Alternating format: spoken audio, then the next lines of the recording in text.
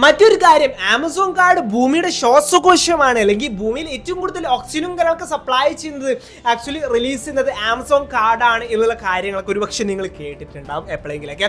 എന്നാൽ നിങ്ങൾ മനസ്സിലാക്കുന്നത് തെറ്റായിട്ടുള്ള ഒരു കാര്യമാണ്, സയന്റിഫിക്കലി തെറ്റായിട്ടുള്ള കാര്യമാണ്. ഇവിടെ മരങ്ങളോ അല്ലെങ്കിൽ വനങ്ങളോ ഒന്നും തന്നെ ഇല്ലെങ്കിലും ആക്ച്വലി ഒരു ഓക്സിജനൊക്കെ ഉണ്ടാവും. നമുക്കറിയാം താഴ്ന്ന അന്തരീക്ഷ പ്രദേശങ്ങളിൽ തീർച്ചയായിട്ടും ഓക്സിജനാണ് ഏറ്റവും കൂടുതലായിട്ട് ഉള്ളത് അല്ലേ. അത് ആക്ച്വലി ഇവിടെ കോടിക്കണക്കിന് വർഷങ്ങൾക്കും പിന്നെ ഒരുപാടധികം ബാക്ടീരിയകൾ, പിന്നെ പ്രത്യേകിച്ച് അല്ലെങ്കിൽ ആൽഗകൾ, ഓക്കെ, അവരുടെ പ്രവർത്തനത്തിൻ്റെ ഒക്കെ അടിസ്ഥാനത്തിൽ ഉണ്ടായതാണ്. അതിലുള്ള അനേകം ഓക്സിജനും കാര്യങ്ങളൊക്കെ ഇവിടെ ഉണ്ട്. ഓക്കെ, അപ്പം ഇവിടെ ആമസോൺ കാർഡ് മൊത്തമായിട്ട് നശിച്ചു പോയി കഴിഞ്ഞാലും ഇവിടെ ഭൂമിയിൽ ഓക്സിജൻ മൊത്തമായിട്ട് ഉണ്ടാവില്ല, മൊത്തമായിട്ട് ഇല്ലാണ്ടാവും എന്നൊക്കെ പറയുന്നത് ആക്ച്വലി സയന്റിഫിക്കലി പൊട്ടത്തരമായിട്ടുള്ള, സയന്റിഫിക്കലി ലിറ്ററലി നമുക്ക് മണ്ടത്തരം തന്നെ പറയാൻ പറ്റുന്ന ഒരു കാര്യമാണെന്ന് തന്നെ പറയേണ്ടി വരും.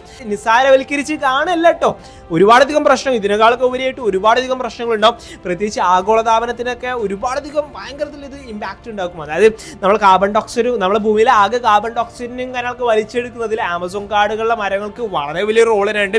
സോ അത്തരത്തിലൊക്കെ ആയിരിക്കും ഇത് കാര്യമായിട്ട് ബാധിക്കാൻ പോകുന്നത്.